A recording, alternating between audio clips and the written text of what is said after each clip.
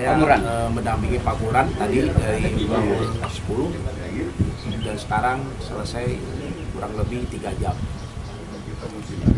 Adapun BAP yang disampaikan pertanyaan-pertanyaan oleh penyidik itu lebih berjumlah 30 pertanyaan yang intinya adalah mengenai klarifikasi terhadap obstruction of justice. Oke, memang dalam obstruction of justice yang diklarifikasi oleh pihak penyidik, peran Pak Muran sendiri di sini seperti apa ya Pak? Pak Muran ini sebagai saksi,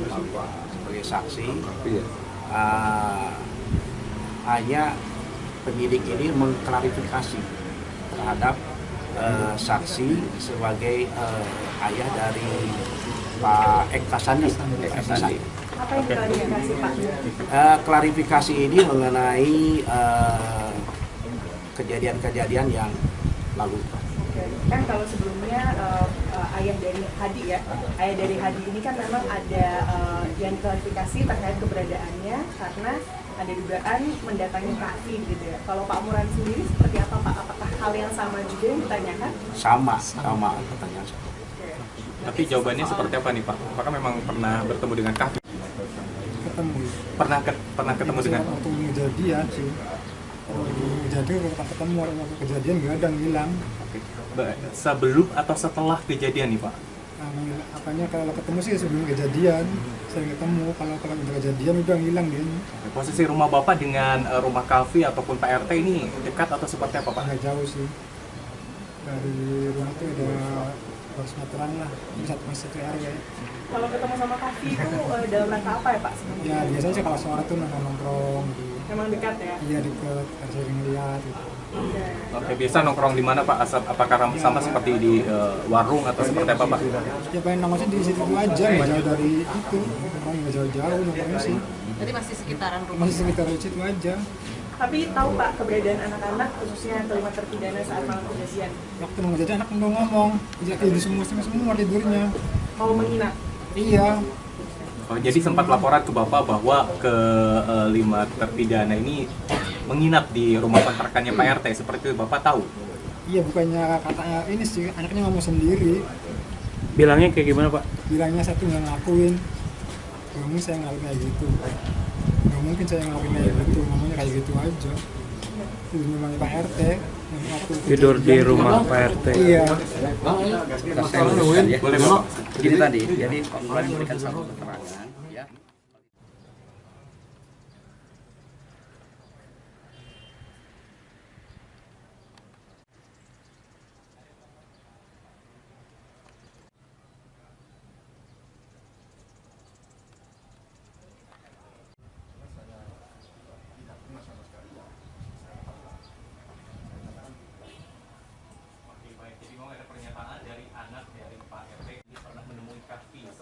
Tapi memang selama tidak pernah sama sekali. Oke. Baik, lantas apa lagi yang ditanyakan oleh penyidik?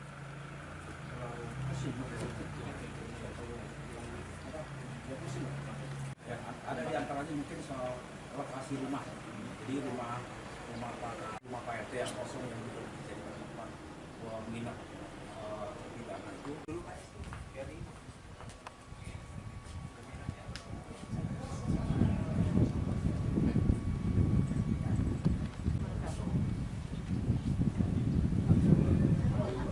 Melakukan verifikasi nih bahwa kejadian setelah peristiwa tanggal 26 dia hanya mendapat keterangan setelah kejadian.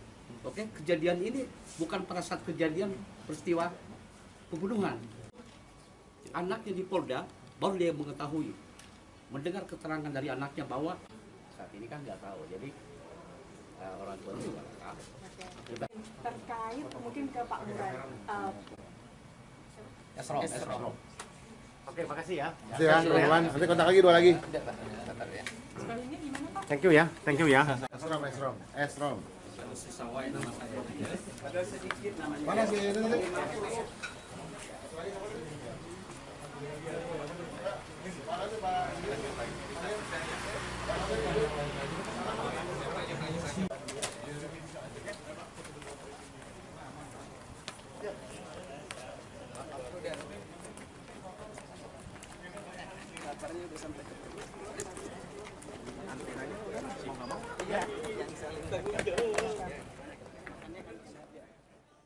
Saya mendampingi Pak Muran tadi dari bangun 10 dan sekarang selesai kurang lebih 3 jam.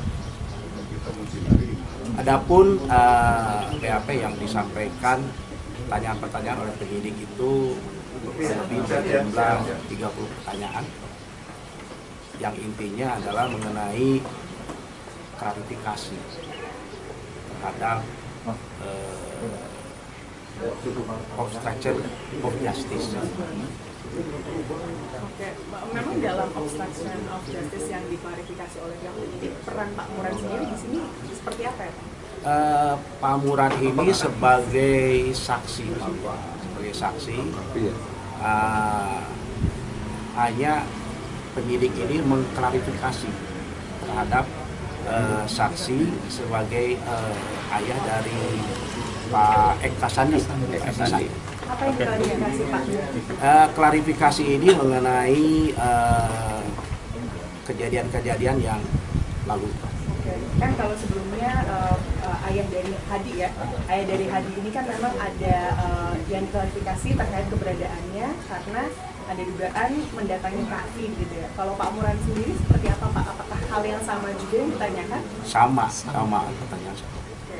Tapi jawabannya seperti apa nih Pak? Apakah memang pernah bertemu dengan Kahfi? Ketemu.